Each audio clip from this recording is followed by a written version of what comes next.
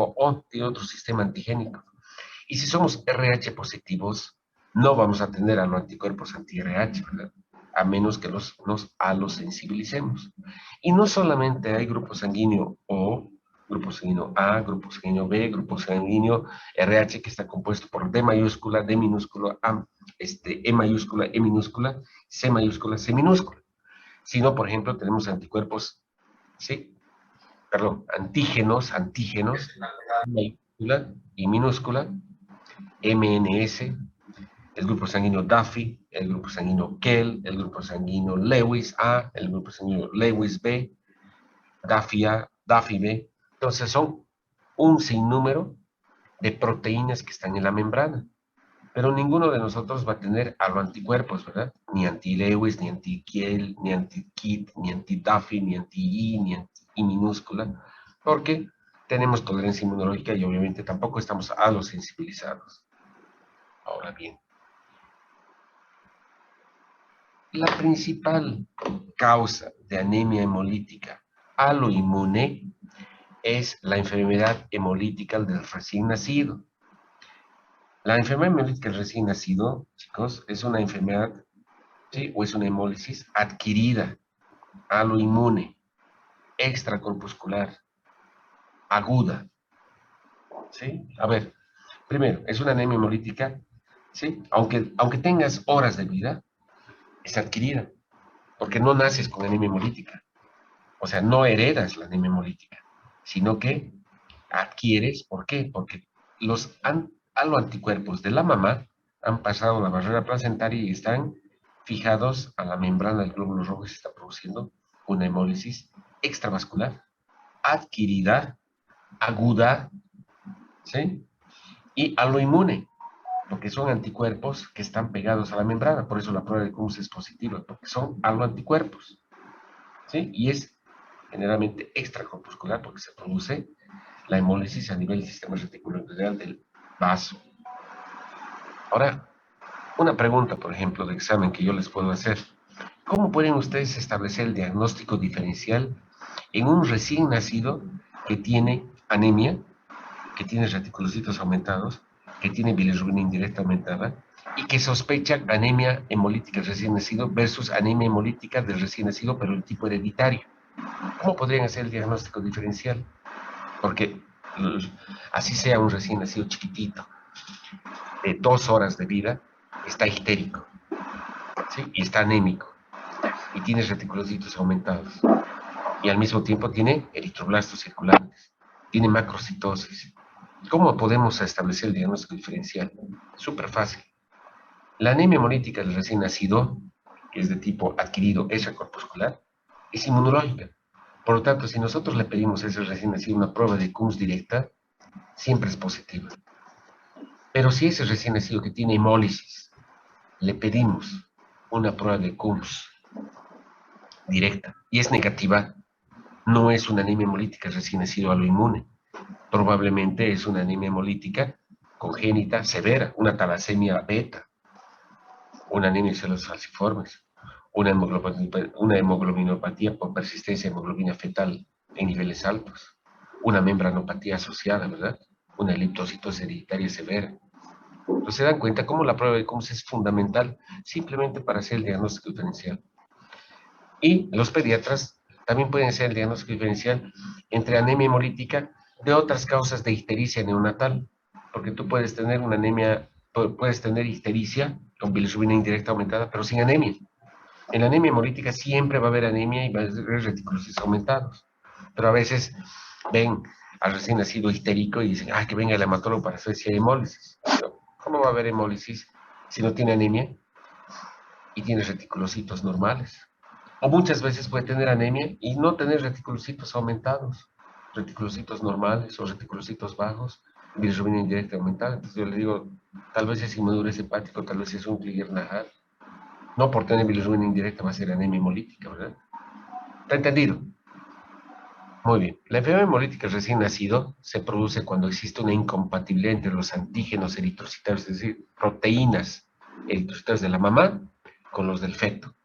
Y el principal ejemplo es la incompatibilidad RH o incompatibilidad D, pero no es la única, ¿sí?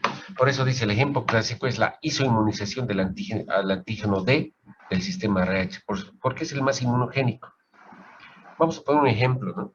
Primero vamos a conocer el sistema RH. El sistema RH es la combinación de 3 proteínas o de 3 antígenos. D mayúscula, D minúscula, C mayúscula, C minúscula, E mayúscula, E minúscula. El que le da la dominancia y la positividad al RH es el antígeno D mayúscula. Podemos tener antígeno D mayúscula homocigota, D mayúscula, D mayúscula, o podemos tener, como en este caso, D mayúscula, D minúscula, y en este caso siempre, ¿sí?, el individuo va a ser RH positivo. Pero en algunas ocasiones puede haber el famoso RH débil, D minúscula, pero C mayúscula es E mayúscula. Son otros antígenos que le están dando positividad al grupo sanguíneo RH, pero es un RH débil, ¿sí?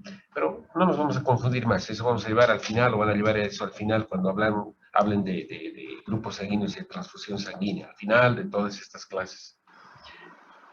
Por lo tanto, el sistema RH, todos los que somos RH positivos somos antígeno D mayúscula, ¿sí? Ya sea heterocigota, D mayúscula, D minúscula, o homocigota, D mayúscula, D mayúscula. ¿Cuándo se produce la posibilidad de una anemia hemolítica a lo inmune del recién nacido? Por ejemplo, todas las chicas, en realidad la que va a tener el problema es la mujer embarazada y el hijo de la mujer embarazada, ¿verdad? No, nosotros no, los varones no tenemos ningún problema.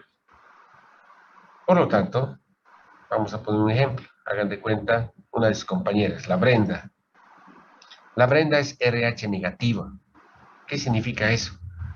Que el D mayúscula no es D mayúscula, es D minúscula, D minúscula.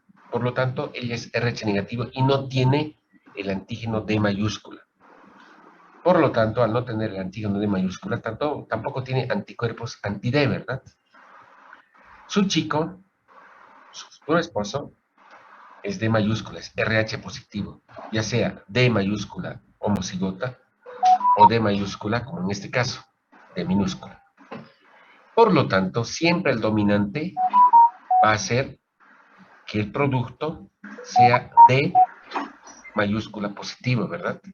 Porque el D mayúscula, si se dan cuenta, combinándose, o sea, con el D minúscula, siempre va a ser dominante. Por lo tanto, cuando el niño, el feto, ya sea el, ¿sí?, tenga antígeno D mayúscula, la mamá es D minúscula, ¿sí?, ¿qué va a pasar? Estos glóbulos rojos del feto, cuando exista una amenaza de aborto, o durante el parto, o exista conexión de sangre fetal por ruptura de velocidades coriónicas, y basta que un poquito de los glóbulos rojos del recién nacido D mayúscula entre en contacto con con la sangre materna, el sistema de clonas de linfocitos B va a decir, oye, aquí hay un intruso, son glóbulos rojos diferentes al de nosotros. Nosotros somos glóbulos rojos T minúscula, no tenemos antígeno RH, pero aquí hay unos glóbulos rojos intrusos RH positivos. Entonces, ¿qué es lo que ocurre? Inmediatamente las clonas de linfocitos B producen anticuerpos anti-RH. Y esos anticuerpos anti-RH no le van a pasar nada, no van a ir dirigidos contra el RH negativo de los glóbulos rojos de la mano. ¿Por qué? Apaguen los micrófonos. ¿Por qué? Porque obviamente los glóbulos rojos no tienen antígeno D, y aunque formes anticuerpos anti-RH o anti-D mayúscula, no se produce hemólisis en la mamá. El feto ya ha nacido y no le pasa nada. Pero si no ha nacido todavía y ha habido una amenaza de aborto y se ha alosensibilizado la mamá, miren, la mamá está formando anticuerpos anti-RH.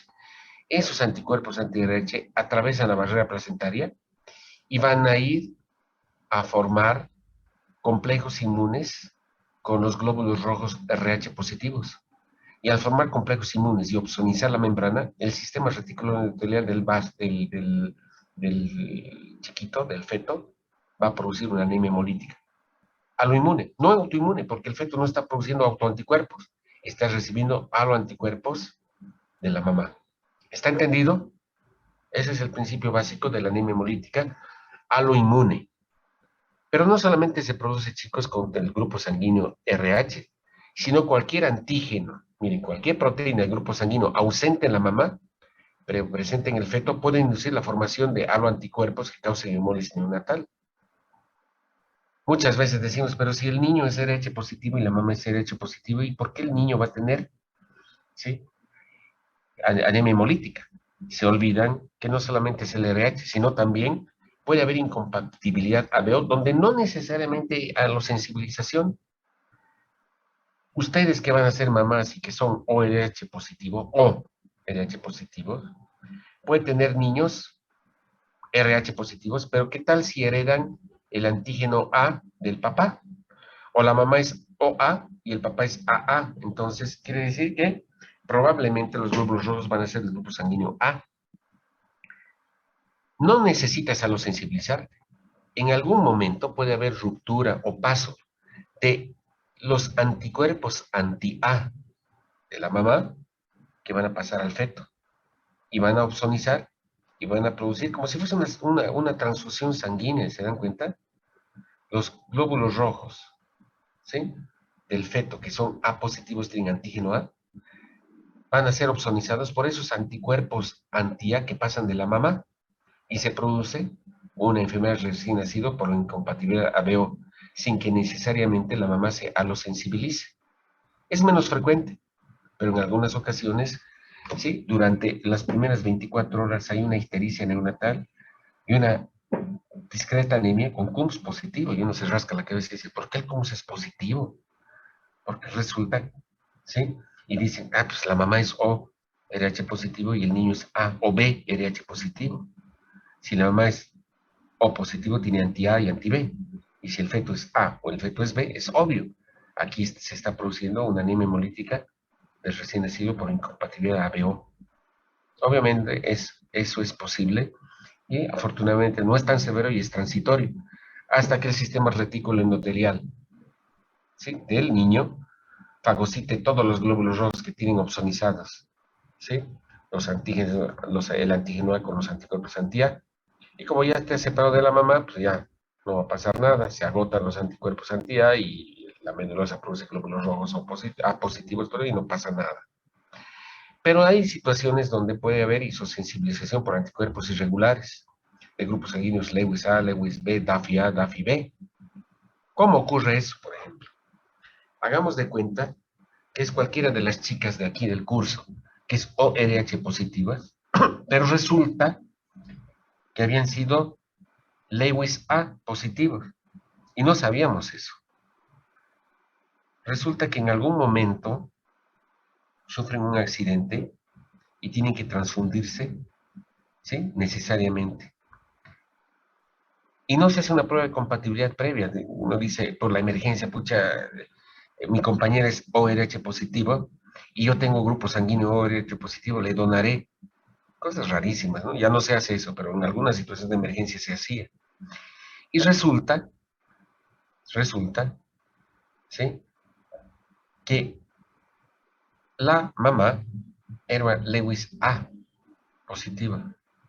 Y resulta que el donador, ¿sí?, era Lewis A, ¿sí? Digo, Lewis B. Y por lo tanto, su sistema antigénico, ¿sí?, es Lewis B y no pasa nada. Pero esos glóbulos rojos Lewis B pasan a la mamá, que es Lewis A, y ella tiene anti-Lewis B, va a reconocer esos glóbulos rojos como extraños y se va a los sensibilizar con anticuerpo anti-Lewis B. Más adelante, por mala pata, no sabemos, por ley mendeliana, resulta que su chico había sido Lewis B y su bebé es RH positivo, ORH, también ORH, pero es Lewis B y ella estaba alosensibilizada con anticuerpos anti-Lewis y se va a pasar anticuerpo anti-Lewis y se va a producir una anemia hemolítica recién nacido por alosensibilización. ¿Me entienden? Entonces, no solamente es anemia hemolítica recién nacido por, obviamente lo más frecuente, por anti-RH, es decir, anti-D, sino incompatibilidad ABO o incompatibilidad por alosensibilización o isosensibilización por anticuerpos irregulares contra estos grupos sanguíneos. Ojo, y aquí viene una reflexión, o sea, una llamada de atención.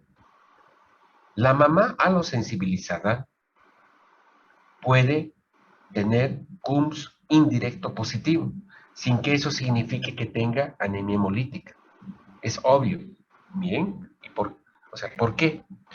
Porque si la mamá se alosensibiliza con algo anticuerpos anti-RH, y yo detecto por CUMS indirecto anticuerpos circulantes, la mamá va a ser seguramente CUMS indirecto positivo sin que exista, obviamente, hemólisis. Pero el feto que tiene anemia hemolítica recién nacido va a tener CUMS directo positivo y CUMS indirecto positivo, ¿verdad? Por eso, en las mujeres RH negativas cuando se embarazan, fuera de hacer el control prenatal, ¿qué es lo que le hacen? Niveles de CUMS indirecto permanentemente, cada mes. Si ven que el CUMS indirecto se ha positivizado, ojo, han debido pasar glóbulos rojos del feto a la mamá y ella está empezando a alosensibilizarse y positivizar el CUMS indirecto. Y esos anticuerpos más adelante van a volver a pasar al feto y pueden producir una anemia hemolítica de diferente gravedad. ¿Está entendido? Muy bien. Como les he mencionado, la mujer puede entrar en contacto por primera vez con antígeno por una transfusión previa o por un embarazo. Y cuando hay contacto, por ejemplo, de sangre fetal con sangre materna de diferentes grupos sanguíneos, por hemorragias, toxemia, versión, cesáreas, remoción manual de la placenta, la amniocentesis o un aborto previo. Cuando se produzca un segundo contacto con el antígeno, habitualmente en el segundo embarazo, ya los anticuerpos de clase IgG que se han formado y que han alosensibilizado a la mamá, sobre todo los de tipo IG3 e IG1, van a pasar la placenta y se van a fijar y opsonizar los glóbulos rojos del feto, portadores del antígeno correspondiente, produciendo obviamente la hemólisis, ¿verdad? Y en el recién nacido se produce una anemia hemolítica, ¿sí?, de tipo aloinmune. Esto es lo que ocurre y esta diapositiva es la más importante. Mamá RHD negativa, es decir, RH negativa, embarazada en su primer embarazo. El feto es RH positivo.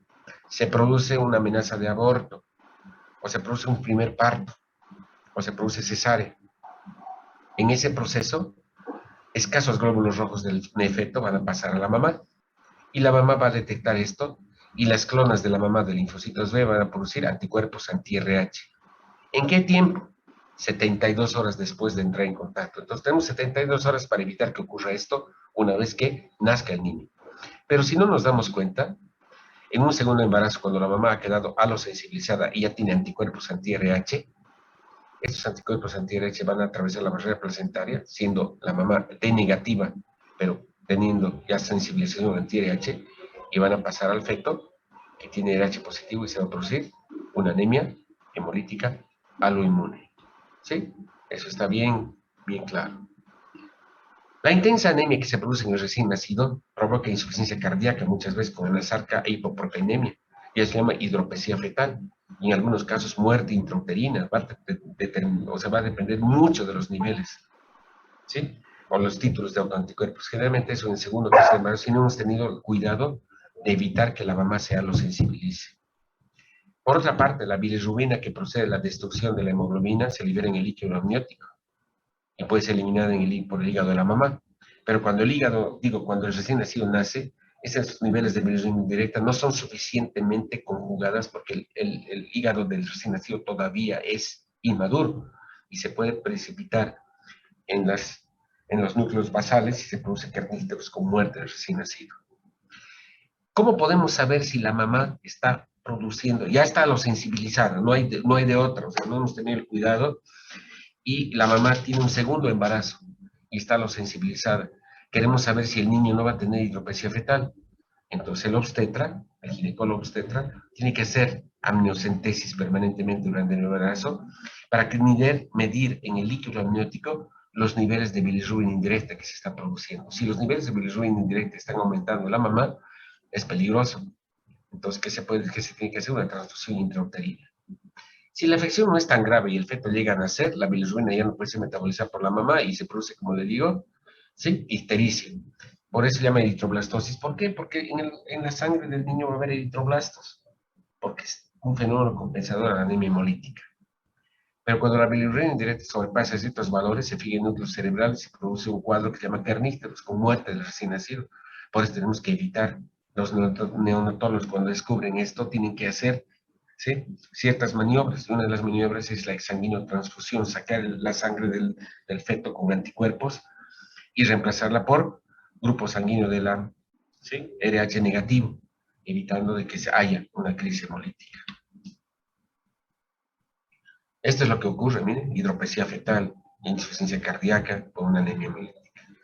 ¿Cómo establecemos el diagnóstico de alosensibilización de la mamá? Mediante la prueba de Coombs indirecta de la mamá. El diagnóstico de sensibilización o alosensibilización se puede efectuar ante el nacimiento mediante la detección de anticuerpos en el suero.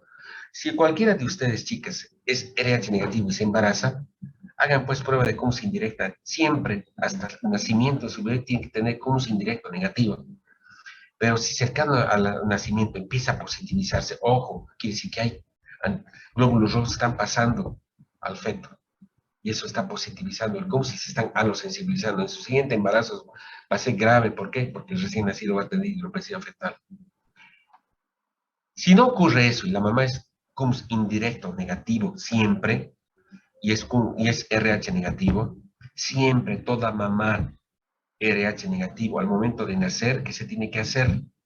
Grupo sanguíneo al feto, grupo sanguíneo a la mamá, y sobre todo, prueba de CUMS directo sobre los hematíes del recién nacido. O sea, al recién nacido lo primero, le ponen vitamina K, él le toma una muestrita, aunque sea de cordón umbilical, y el prueba, hace una prueba de CUMS directa. Si la prueba de CUMS directa es negativa, no va a haber anemia hemolítica. Y peor, si el grupo sanguíneo del niño es RH negativo, bingo. ¿Por qué? Porque no va a pasar nada. Pero si el grupo sanguíneo es positivo y la prueba de CUMS directo e indirecto es positiva, eso significa que hay anemia hemolítica recién nacida. Va a depender mucho de los títulos, ¿sí? Por eso es importante hacer las pruebas de CUMS en la mamá, indirecta en la mamá, y la directa en ella. Y esto es lo que les he dicho, ¿no? La prueba de CUMS directa positiva, detección de glóbulos rojos, ¿sí?, pegados a la membrana del glóbulo rojo. ¿Es posible prevenir la enfermedad hemolítica recién nacido? Obvio. Si la mamá es RH positivo y el niño, perdón, la mamá es RH negativo y el niño es RH positivo en un primer embarazo, después, ¿sí?, de efectuada la cesárea o el parto y de haber realizado las pruebas de CUMS directa e indirecta, tenemos nosotros que evitar que la mamá se alosensibilice. ¿Es posible prevenir? Obviamente, en primer lugar, toda mamá RH negativa tiene que ser transfundida con glóbulos rojos RH negativos siempre que necesite. Hagan de cuenta, durante cualquiera de ustedes es soltera, no tiene problema y se accidenta y es RH negativo, nunca se les ocurre transfundir con RH positivo por más premura que tengan, porque lo que van a hacer es alosensibilizar a la mamá. Ocurre lo mismo con el varón, ¿no? Solo que nosotros no vamos a tener hijos, simplemente vamos a estar alosensibilizados. Pero el problema es que siempre vamos a tener que recibir, si somos RH negativos, y recibimos glóbulos rojos RH positivos y nos alosensibilizamos, las posteriores transfusiones siempre tienen que ser con glóbulos rojos RH negativos. ¿Sí? ¿Cómo prevenimos la aloinmunización materno-fetal después del parto cesáreo o después de cualquier evento obstétrico, una amenaza de parto, por ejemplo, o una amenaza de aborto?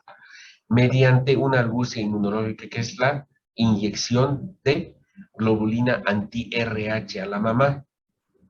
¿Qué significa eso? Si damos 200 o 300 miligramos por vía intramuscular, ya sea después del parto, hasta las 72 horas, ¿qué vamos a hacer? Estamos inyectando globulina anti-RH a la mamá, que son anticuerpos anti-RH. Si han pasado glóbulos rojos RH del feto a la mamá, que es negativa, esta inmunoglobulina anti-RH no le va a pasar nada, no va a opsonizar a los glóbulos rojos RH negativos de la mamá, pero sí va a opsonizar a los glóbulos rojos RH positivos que escasamente han pasado a la circulación de la mamá, ¿verdad? Evitando que las clonas de linfocitos B tengan suficiente tiempo para formar anticuerpos anti-RH. de manera que el sistema reticuloendocrino de la mamá, a esos complejos que se han formado por el ROGAN, la globulina anti-RH que le hemos inyectado y que se ha unido a los glóbulos rojos del feto, que son los invasores, los remueve y evita que se produzca alosensibilización. Entonces, toda mamá RH negativa, aunque tenga prueba de CUMS indirecta negativa y que el producto sea RH positivo, tiene 72 horas para administrar 250 a 300 miligramos de globulina anti-RH. Eso te asegura profilácticamente que no haya habido, ¿sí?, alosensibilización, porque esa argucia inmunológica hace que estos anticuerpos anti-RH pasen y opsonicen esos escasos glóbulos rojos que han pasado a la circulación materna, evitando que las clonas de linfocitos B produzcan alosensibilización. ¿Qué pasa si se ha producido ya la desinmunización? O sea, ni modo, ya se ha producido y la mamá quiere volver a embarazarse. Es importante, obviamente, la vigilancia obstétrica durante todo el embarazo, ¿sí? Pero si se produce anemia hemolítica, ¿qué ocurre en el feto? En el feto, obviamente, va a haber hemólisis. Y aquí el tratamiento de la anemia hemolítica recién nacido, dependiendo de la severidad, es fototerapia, fenobarbital y exsanguinotransfusión. ¿Sí? Fototerapia. Resulta que la fototerapia en el recién nacido que tiene anemia hemolítica lo inmune hace que la bilirrubina indirecta se hidrosolubilice por acción de las luz ultravioleta y pueda ser eliminada por el riñón. Eso en situaciones leves a moderadas.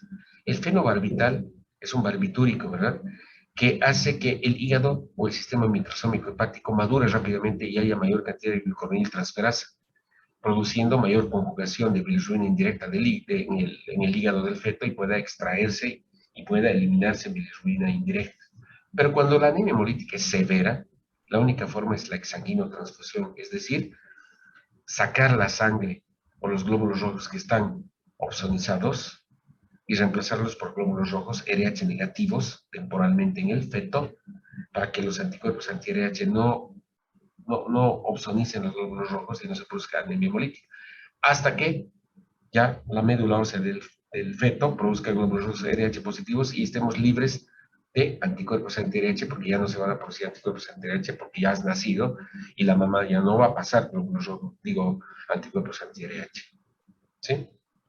En las mamás que son alosensibilizadas, que tienen títulos altos de anticuerpos anti-RH, puede hacerse plasmaféresis durante el embarazo, es decir, extraer repetidamente, ¿sí?, plasma de la mamá que tiene anticuerpos anti-RH, permitiendo, mediante amniocentesis y controles permanentes, que el niño vaya desarrollando y no llegue a hidropesía fetal. En algunos casos, si empieza a producirse anemia hemolítica recién nacido, se puede hacer exsanguinotransfusión, pero intrauterina. Canulas la vena umbilical y tienes que transfundir al feto con glóbulos rojos RH negativos. El tratamiento básico en la anemia hemolítica recién nacido severa es la exsanguinotransfusión. Eso van a llevar en pediatría. La exsanguinotransfusión es el reemplazo, como les he dicho, de glóbulos rojos, ¿sí?, de un grupo sanguíneo, en este caso RH positivos, por glóbulos rojos RH negativos temporalmente.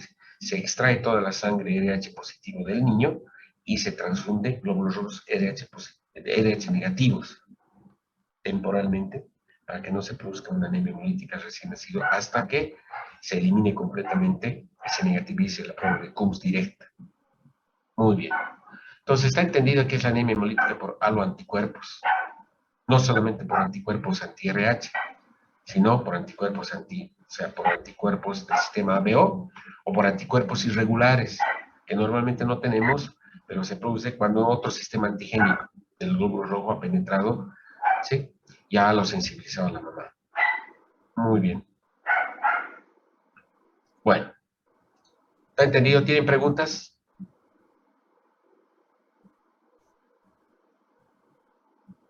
Que no tienen preguntas de nada. Ojalá hayan entendido.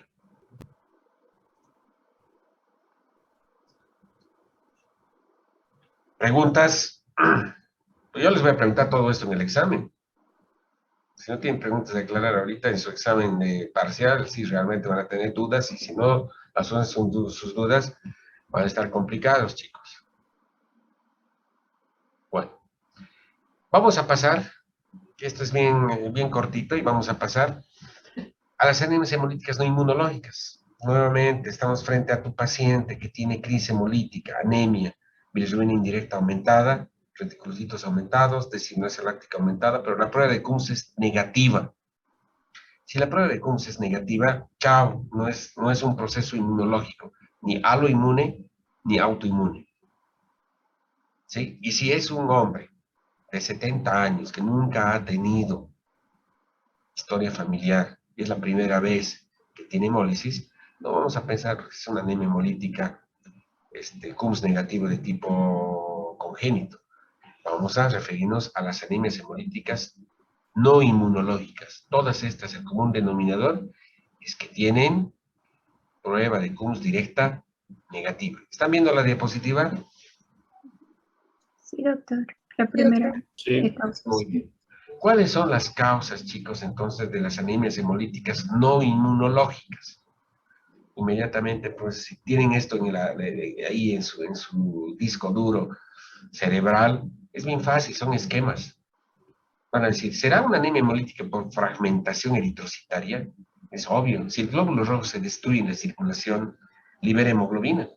Se está produciendo una anemia hemolítica por fragmentación. ¿Y cuáles son las causas? Las microangiopatías, o sea, alteraciones microvasculares, o alteraciones macrovasculares, o malformaciones cardíacas, ¿verdad? ¿Cuál es el común denominador de este tipo de anemia? La presencia de fragmentos de glóbulos rojos en el frotis de sangre periférica, que se conocen como esquistocitos. O tal vez es un hiperesplenismo, donde el hiperesplenismo se define como el aumento de la actividad macrofágica con disminución de la vida media y fagocitosis de glóbulos rojos. ¿Sí? ¿Cuál es la principal causa de hiperesplenismo? La hipertensión portal. O bien, anemia hemolítica por agentes físicos, agresión térmica. Están ustedes ahí expuestos a un choque térmico, 50 grados centígrados en el desierto de Sonora o en el desierto del Sahara.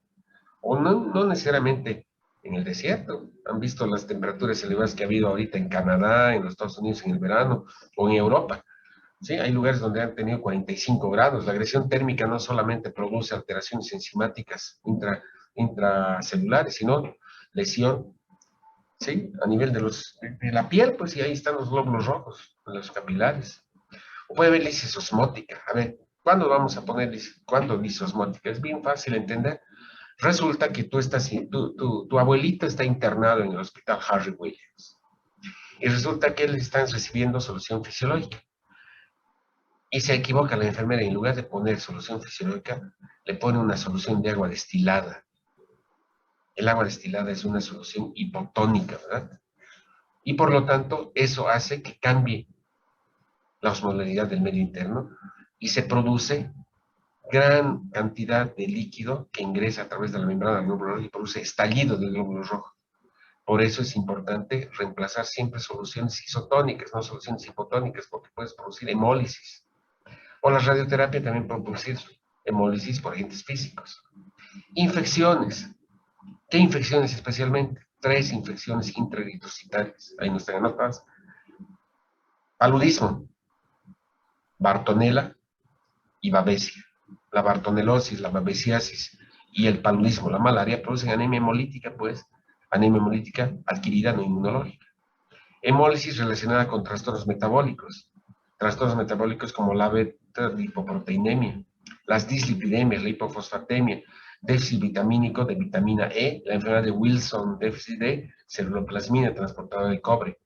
Entonces, o hemólisis relacionada con sustancias tóxicas, medicamentos, generalmente no medicamentos, sustancias tóxicas, mordedura de serpientes, botox, atrox, hemolicinas, te muerde ahí una víbora, te inyecta hemolicinas y te produce una anemia hemolítica no inmunológica por una sustancia tóxica, ¿verdad? O picadura de algún insecto, hemólisis. ¿Sí? Muy bien, les voy a presentar cómo va a ser su historia, cómo va a ser su examen. A ver, esta es su prima, la prima de uno de ustedes, que es una estudiante femenina de odontología de 23 años de edad, que está mal y va al seguro universitario con 4 de 5 días de evolución por cefalea progresiva, fiebre y fatiga. O sea, uno dice fiebre, fatiga, ¿eh? Oye, COVID. Pero en la sala de emergencia presenta convulsiones y desarrollo de hemiplegia izquierda. ¿Se da cuenta? Convulsiona y se paraliza la mitad. Y uno dice, pucha, debe ser una embolia cerebral, pero una chica de 23 años debe tener una fibrilación auricular o una taquicardia supraventricular con formación de trombos, o tiene algo. Le hacen una tomografía, que es lo primero que se hace, y es normal. Y le piden un hemograma. Oye, ¿y en el hemograma qué vemos? Hemoglobina de 7 para las orejas. Oye, esta chica está anémica. Ah, pero es chica, debe tener anemia ferropénica. Pero el BGM es 82 y el HCM es 37. Oye, es una anemia normocítica normocrómica. No puede ser una anemia ferropénica. Cuando tenemos una anemia normocítica normocrómica, chicos, ¿qué es lo primero que tenemos que ver? Reticulocitos. Oye, ¿le habremos pedido de reticulocitos? Muchas, no, aquí el interno no le ha pedido reticulocitos, qué tontera. A ver, veremos sus glóbulos blancos, 8.000 glóbulos blancos, normal. Sus segmentados 68, sus linfocitos 33, sus monocitos 4. No parece haber problemas en ese sentido. ¿Cuántas plaquetas tiene? 23.000 plaquetas.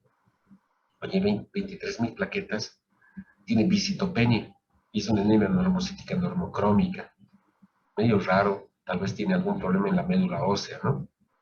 Pero nos llama la atención que dice que tiene esquistocitos. ¿Qué son los esquistocitos? Son fragmentos de glóbulos rojos de la sangre periférica. ¿No? En una leucemia, en una plasia, no hay esquistocitos. ¿Se acuerdan? Les he dicho, esquistocitos son fragmentos. Creatinina de 5. Lo normal es hasta 1.3. Si la creatinina está en 5, eso quiere decir que tiene falla renal con una urea de 130. Lo normal de una urea no tiene que pasar de 40. Tiene 4 o 5 veces el nivel de urea. Entonces tiene hiperazoemia, así le llamamos, ¿no? Tiene una deshidrogenasa cerámica de 1200. Lo normal es hasta 200 unidades. Y tiene una bilirruina indirecta de 5 miligramos por decilitro. Y una bilirruina directa normal. Oye, hay cosas que te llaman la atención, ¿no? Bilirruina indirecta aumentada, anemia, normocítica normocrómica. Y la prueba de CUMS directa es negativa. Bueno, prueba de CUMS directa negativa, eso quiere decir que no hay anticuerpos. En el examen físico Glasgow 7 y tiene ictericia. O sea, tiene ictericia con anemia, con trombocitopenia, con esquistocitos. Pucha, ¿qué vale será el diagnóstico? Anemia hemolítica. Sí, pero vamos a ver, pues. ¿Y por qué las plaquetas están bajas si una anemia hemolítica no tiene que haber? ¿Sí? Plaquetas bajas, no sé. Vamos a ver, vamos a ver. Este es un varón de 56 años, es tu tío, el tío de una de ustedes, que acude por dolor de cabeza, vértigo, y no está pudiendo caminar, y tiene temblor, está bien pálido, tiene diarrea persistente y fiebre. Uno dice, bueno, ya debe tener una salmonelosis, pero está, y tiene periodos de confusión e irritabilidad. Entonces piensan que por la fiebre, por la confusión e irritabilidad tiene una meningitis, le hace una punción lumbar y es normal. Y trae informe de una clínica. Resulta que ha venido aquí a la clínica Los Olivos y se ha escapado y se ha ido con ustedes a la clínica, al Hospital Viedma. Y tú estás de interna. Ustedes están de internos. ¿Sí? O están de alumnos ahí rotando. Y de repente dicen, a ver, mostrame ese hemograma. Y como son expertos ya en leer hemogramas, dicen, a ver, 9 de hemoglobina. Oye, tiene anemia. Hematocrito de 30. Y es una anemia normocítica, normocrómica. BGM 90 y HM 27. Tiene 12.000 glóbulos blancos. ¿Sí? Con segmentados 69% y linfocitos 32%. ¿No? Tiene un poquito de leucocitosis. Tiene 17.000 plaquetas. Oye, te llama la atención, tiene reticulocitos del 15%. Como tiene anemia y tiene plaquetas bajas, dice, ha debido sangrar, pero no hay datos de sangrado, ¿no? En ningún momento. O sea, no hay sangrado. Y tiene eritroblastos 2%. Y tiene glóbulos rojos fragmentados que llaman esquistocitos. Y tiene un CUMS directo negativo. En la sala de emergencia tiene respiración de Kussmaul, que es una respiración acidótica, no orina, no está orinando en la primera hora, está oligúrico y presenta convulsiones. Y rápidamente van corriendo a la UTI para el ingreso, solo que el médico de la UTI, el intensivista, dice, oye, ¿por qué me estás trayendo a este paciente? A ver, ¿qué estás sospechando? ¿Qué posible diagnóstica tienes? Bueno, así les voy a tomar el examen, chicos. Así van a ser los casos clínicos y les voy a poner qué posibilidad diagnóstica tienen. Y si no le achuntan, tu paciente se puede morir. Ahí, en el siguiente cuadro dice muerte del paciente o firmar certificado de defunción con este diagnóstico. Así que les digo, es para razonar. Muy bien, tenemos esos dos casos, ¿verdad? Esos son casos característicos de lo que se llama anemia hemolítica microangiopática. Y la anemia hemolítica microangiopática es la principal anemia, o sea, anemia adquirida no inmunológica. Se conoce también como púrpura trombocitopénica trombótica o síndrome urémico hemolítico. Su nombre le está diciendo púrpura trombocitopénica trombótica. común denominador de los otros dos, de los casos que les he presentado, es que hay trombocitopenia, ¿verdad? Y tienes anemia normocítica normocrómica. Y tienes ictericia, con bilirrubina indirecta aumentada. Entonces tienes una púrpura trombocitopénica trombótica. ¿Y trombótica por qué? Porque los microcoágulos, por consumo de plaquetas, han obstruido la microvasculatura y han producido, ¿sí?, anemia hemolítica, llamada también síndrome urémico hemolítico. ¿Por qué? Porque hay fracaso de la función renal debido a esa microangiopatía. Se llama síndrome de Moskowitz. La péntada clásica que nos hace sospechar en una anemia hemolítica microangiopática: trombocitopenia, anemia hemolítica microangiopática con esquistocitos, signos y síntomas neurológicos igual a cefalea, irritabilidad, convulsiones, insuficiencia renal y fiebre. Se presenta un caso en cada 50.000 o 500.000 admisiones hospitalarias. Esta púrpura trombocitopénica trombótica, chicos, es súper frecuente ahora, y esa es la fisiopatología, o sea, ¿no ven? Dicen, se han formado coágulos después de la vacuna de Johnson y AstraZeneca. Es cierto.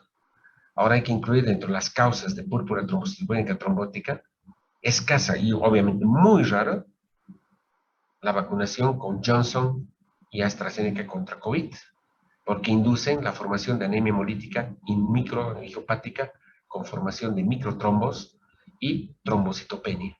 ¿Sí? Muy bien. Y esta es la presentación clásica, en 80-96% trombocitopenia. Es una anemia hemolítica no inmunológica, por eso el CUMS es negativo. Y lo característico es quistocitos en encendido de sangre periférica. En el 100% de los casos tiene que haber eso. Insuficiencia renal, síntomas neurológicos y fiebre. Estos son los quistocitos. Miren, glóbulos rojos fragmentados. Estos son los glóbulos rojos fragmentados, o células en casco también se llaman. ¿Cuáles son las presentaciones clínicas? Puede presentarse en la infancia. Resulta que puede desarrollarse después de una infección por Escherichia coli con la cepa O157H o por la toxina Shiga de la shigelosis. Se ha visto, por ejemplo, episodios epidémicos de síndrome urémico hemolítico, que es una anemia hemolítica microangiopática, después de comer hamburguesas. La McDonald's ha perdido un montonal de dinero porque hace un par de años, si ustedes investigan, han hecho una demanda millonaria, porque resulta que la gente que había comido hamburguesas contaminadas con Escherichia coli, con esa cepa, desarrolla un síndrome urémico hemolítico. Cuando se presenta en el adulto, pues idiopática o otras condiciones, como colitis hemorrágica, de la misma manera. En el embarazo, la toxemia del embarazo puede inducir este tipo de posibilidad. O bien de hipersensibilidad a drogas, quinidina, ticlopidina, clopidogrel. Después del trasplante halogénico puede desarrollarse esto, o enfermedades autoinmunes. Si no se sabe la causa, ya vamos a ver por qué. Clínicamente, y la mayor parte de las veces, es aguda y esporádica. En algunos casos crónica y recidivante, congénita, porque hay una inhibición de una proteína que se llama ADAMS13. Ahorita vamos a ver en qué consiste esto. ¿Por qué se produce la anemia hemolítica microangiopática? A ver, resulta que se ha descubierto que existen multímeros de alto peso molecular del factor de von Willebrand circulante. El factor de von Willebrand se sintetiza en el endotelio juntamente con el factor 8. Y el factor de von Willebrand, cuando se expresa, es el principal factor que produce o induce, ¿sí?, que la plaqueta se adhiera al endotelio dañado. Y al adherirse la plaqueta desencadena la formación de un trombo plaquetario. Y sobre el trombo plaquetario se produce formación de fibrina. Por lo tanto, se ha visto que existe gran cantidad de factor de von Willebrand en estos casos. Y se ha visto que este factor de von Willebrand que está circulando en gran cantidad se debe a que no hay una depolimerasa plasmática. La depolimerasa es la que limpia estos polímeros de alto peso molecular del factor de von Willebrand. Por lo tanto, al haber grandes cantidades de multímeros del factor de von Willebrand, se produce agregación plaquetaria en vivo. Y eso produce, ¿sí?, microangiopatía con depósito de microtrombos en la circulación. En los pacientes con púrpura trombocitopénica trombótica o síndrome urémico hemolítico se encontró un anticuerpo inhibidor de esa enzima, de la enzima de polimerasa. Esa enzima deficiente se llama ADAMS13. ¿Sí? ¿Qué es la ADAMS13? La ADAMS13 es una depolimerasa, es como una tijera que va a recortar y va a eliminar al factor de von Willebrand. El factor de von Willebrand es una molécula de alto peso molecular que se aloja en la colágena subendotelial y que forma puentes entre la colágena y las glicoproteínas plaquetarias cuando se expresa, ¿sí? La ausencia produce hemorragia, por eso hay una enfermedad que se llama enfermedad de von Willebrand, bien prevalente. Pero cuando hay gran cantidad de factor de von Willebrand, más bien se produce un fenómeno trombótico microvascular, ¿sí? Es sintetizado por el endotelio juntamente con el factor 8. Y en la circulación es fragmentada y depolimerizada por la ADAMS13. Resulta que en estos pacientes, en forma congénita o en forma adquirida, no hay ADAMS13. Y por lo tanto, al no haber ADAMS13, hay gran cantidad de factor de von Willebrand. La siguiente diapositiva es la más interesante, chicos, porque esa es la que nos permite entender. Uy, Internet de quinta. Bueno, esta depolimerasa se llama ADAMS13, ¿verdad?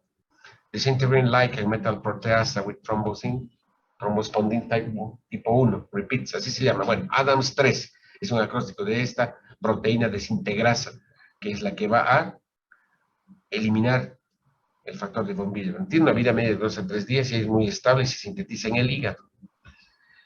Esta es la estructura del ADAMS3. Lo importante es esta es la base fisiopatológica de la anemia hemolítica microangiopática. Miren, aquí está el endotelio. Debajo del endotelio están estos hilos, ¿verdad? Este es el factor de von Willebrand. Aquí está, factor de von Willebrand. Resulta que este factor de von Willebrand se expresa cuando hay daño endotelial o se expresa permanentemente. Cuando hay un poquito de daño endotelial, ya sea por toxinas, por medicamentos, etcétera, etcétera, se expresa y empieza a entrar a la circulación estos multímeros de factor de von Willebrand. ¿Y qué hace el factor de von Willebrand? Es el ligando, es el que atrae las plaquetas y hace que las plaquetas se agreguen. ¿Por qué? Porque las plaquetas tienen en su membrana una glicoproteína que se llama glicoproteína 1B9 que se une al factor de von Willebrand. Y si las plaquetas se unen al factor de von Willebrand, aquí se va a producir un gran trombo plaquetario inicialmente y luego trombos de fibrina. Para que no se produzca esto, que hay una tijera. ¿Qué se llama esa tijera? ADAMS13. La ADAMS13 está cortando los multímeros de alta fuerza molecular y está permanentemente liberando, ¿no? Y degradando el factor de von Willebrand y evitando que se produzca agregación plaquetaria. Si no hay ADAMS13, ya sea porque congénitamente no hay ADAMS13 o porque se ha visto que por alguna razón hay un anticuerpo anti-ADAMS13, ojo, no es una anemia hemolítica inmunológica porque no hay anticuerpos contra los glóbulos rojos, pero que hay una base inmunológica porque puede haber un autoanticuerpo contra la ADAMS13. La ADAMS13 es una proteína. Si no hay ADAMS13, ¿qué está ocurriendo? No se está degradando el factor de von Willebrand y por lo tanto se está produciendo un fenómeno de hiperadhesión, hiperagregación con formación de trombo plaquetario. Y eso hace que se deposite aquí en el colágeno y en el endotelio un trombo plaquetario. Se están consumiendo plaquetas, por eso hay trombocitopenia. Y es una trombocitopenia trombótica porque está formando un trombo plaquetario. Y cuando el glóbulo rojo quiere pasar por acá, se fragmenta y se produce una anemia hemolítica intravascular adquirida extracorpuscular, ¿verdad? Piensen, anemia hemolítica adquirida. ¿Por qué? Porque uno no nace con esto. Intravascular, porque el glóbulo rojo se está destruyendo dentro de la vasculatura, se está fragmentando. Extracorpuscular, ¿por qué extracorpuscular? Porque el defecto no está en el glóbulo rojo, está fuera del glóbulo rojo. Hay un bloqueo ahí, tú estás tratando de pasar y estás dañando. ¿Sí? Estás dañando tu auto al tratar de pasar por el bloqueo porque no estás pudiendo pasar. Pero no es porque tu auto esté mal, sino se produce, ¿por qué? Porque hay un agente externo. ¿Sí? Entonces es una anemia hemolítica adquirida, intravascular, aguda, extracorpuscular, ¿verdad? Muy bien. ¿Con qué hay que hacer el diagnóstico diferencial? Obvio, con la púrpura trombocitopenia idiopática autoinmune, porque hay anticuerpos plaquetarios, con la coagulación intravascular diseminada, que es otra de las causas de anemia hemolítica microangiopática, pero en este caso existe consumo de factores de coagulación, aquí no. Con el síndrome de Fisher-Evans. El síndrome de Fisher-Evans es la asociación de anemia hemolítica autoinmune con trombocitopenia inmune.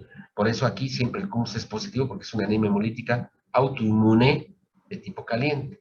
El síndrome de HELP, que también es una microangiopatía trombótica que se presenta con alteraciones de las enzimas hepáticas y anemia hemolítica en el puerperio inmediato, y con el síndrome urémico hemolítico del recién nacido, digo, de los niños, no del recién nacido, de los niños, ¿no? De tipo epidémico por consumo de Escherichia coli. ¿Cuál es el tratamiento? Ha habido un cambio dramático en la mortalidad. Los pacientes se morían, o sea, el 80% de los pacientes se morían. Pero ahora el tratamiento es con el recambio plasmático plasmaféresis, con infusión de plasmaféresis congelado. O sea, se retira en los multímeros de alto peso molecular y se inyecta plasma. ¿Qué va a haber en el plasma? Adams 13. Generalmente se hace un recambio de 1 a 1.5 de volumen plasmático al día en los primeros 3 días. Y se va haciendo un seguimiento del paciente, niveles de densidad láctica y sobre todo el porcentaje de esquistocitos que tiene que disminuir después de ser 0%. Puedes dar metilprednisolona. ¿Por qué? Porque en algunos casos puede haber autoanticuerpos contra la DAMS 13 a esas dosis. La transfusión plaquetaria está total y absolutamente contraindicada. ¿Por qué está contraindicada? Porque si transfundes plaquetas vas a agravar, ¿sí?, el cuadro, porque aunque tengas 17.000 plaquetas, como en el caso que les he presentado, si transfundes plaquetas, las plaquetas van a ir y van a seguir agregándose y van a producir mayor formación de trombos. Por eso está contraindicada. A veces transfunde sin saber esto y produce un agravamiento del cuadro del paciente está en la terapia intensiva. Esta es la plasmaféresis y es lo que hacemos con los pacientes que tienen púrpura trombocitopénica trombótica. También podemos dar antiagregantes plaquetarios y eso obvio. Si si las plaquetas están bajas, ¿por qué voy a dar antiagregantes? ¿Por qué? Porque los antiagregantes van a evitar que se formen trombos plaquetarios, ¿verdad? Y pues hay inmunosupresores, rituximab, pues es espectrotomía, son otro tipo este, de tratamientos. ¿Sí? Muy bien, chicos. Entonces, con esto hemos terminado y hemos abarcado todo el espectro de lo que es el síndrome hemolítico o anemia hemolítica. Mañana, ¿sí?, justo una hora de clase, vamos a avanzar seguramente ya, vamos a hablar sobre aplasia medular y anemia plástica y todas las consideraciones sobre la pancitopenia. Preguntas, tienen 2 minutos para preguntas. Entonces, a ver, miren, aquí está el cuadro clínico de su compañera, de su prima. A ver, veremos. Estudiante femenina de odontología de 23 años, llevada al segundo universitario, 5 días de evolución con cefalea, fiebre, fatiga. Hasta aquí todo. En la sala de emergencia presenta convulsiones, desarrollo de hemiplegia, problema neurológico, tomografía normal, pero ya el hemograma, ¿no? Si ustedes leen un hemograma se van a orientar anemia normocítica normocrómica, trombocitopenia, esquistocitos, falla renal, ictericia con bilirrubina indirecta, CUMS negativo. Tienen la péntada, ¿no? ¿Cuál es el diagnóstico? Anemia hemolítica microangiopática, tipo púrpura trombocitopénica trombótica. 56 años, con alteraciones neurológicas, PL normal, hemograma, anemia, normocítica normocrómica, con trombocitopenia, reticulocitos aumentados y eritroblastos, CUMS indirecto negativo. Aquí no te dice que tiene ictericia, pero no orina, está en anuria. ¿Qué puede ser? O ha sangrado o hemolizado, ¿verdad? O ha sangrado hemolizado. Entonces, piden bilirrubina indirecta, según está aumentada. ¿Pero qué es lo que les llama la atención? Glóbulos rojos fragmentados. Si hay glóbulos rojos fragmentados, anemia hemolítica microangiopática. ¿Cuál es el tratamiento? Plasmaféresis, principalmente, y recambio plasmático con infusión de plasma descongelado, antiagregantes plaquetarios, ¿sí? Metilprednisolona, pueden dar en algunos inmunosupresores. Muy bien. Doctor, una pregunta. De los tres criterios de la anemia hemolítica, no es necesario que tengamos los tres. Con dos ya se puede realizar el diagnóstico, ¿verdad, doctor? Pero ¿cuáles serían? ¿Cuáles serían los dos principales? Eh, eh, la anemia y la reticulocitosis. No, no necesariamente. Puede ser, pero la anemia y la reticulocitosis puede presentarse por hemorragia aguda y no es anemia hemolítica. ¿Te has dado cuenta? Sí, es correcto, doctor. Claro. Agarras y tu chico te ha traicionado y vas, te cortas las venas y llegas al seguro universitario con 7 de hemoglobina y tu médula ósea es sanita. Entonces te hacemos un hemograma y tienes una anemia normocítica normocrómica que tiene 5% reticulocitos. No es anemia hemolítica, es anemia por hemorragia aguda. Entonces, no cumples el criterio de hemólisis. ¿Cuál sería ¿cuáles serían los dos criterios, chicos? Pregunta de examen. A ver, ¿quién se La atreve? reticulocitosis y la bilirrubina indirecta, doctor. Obvio, estás con la nariz tapada. Obvio. En la hemorragia siempre va a haber anemia, pero en la hemólisis puede no haber anemia, porque la reticulocitosis está compensando, eso es cierto, está compensando la anemia. Pero la bilirrubina indirecta procede de algún lugar, ¿verdad? ¿Cuáles son las causas de bilirrubina indirecta? Hemólisis, Gilbert, inmadurez hepática y Klinger-Nahar. A la edad que tienes, no vas a tener pues Gilbert, no vas a tener Klinger-Nahar ni inmadurez hepática. O es Gilbert o es hemólisis. En el Gilbert, ¿sí? No vas a tener reticulocitos aumentados, pero en la hemólisis sí vas a tener reticulocitos aumentados. Entonces, puedes no tener anemia y sin embargo tener reticulocitos aumentados y bilirrubina indirecta aumentada.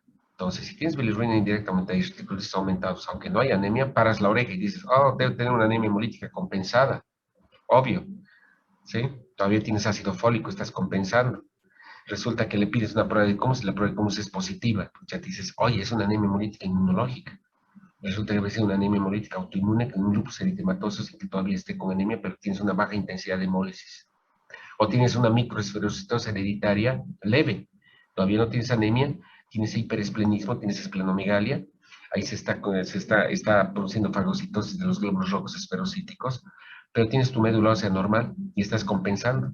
Entonces haces el diagnóstico. Y con el diagnóstico es con el CUMS, ¿no? Si el CUMS es positivo, inmunológico. Si el CUMS es negativo, o es adquirida, no inmunológica, o es una anemia congénita. No hay más. ¿Contestada tu pregunta? Sí, doctor, gracias. ¿Quién eres tú? Esmeralda, doctor. Esmeralda. ¿Alguien más que se atreva? Nadie se atreve. Se rinden. Contesten, pues nadie se rinde. Bueno, chicos,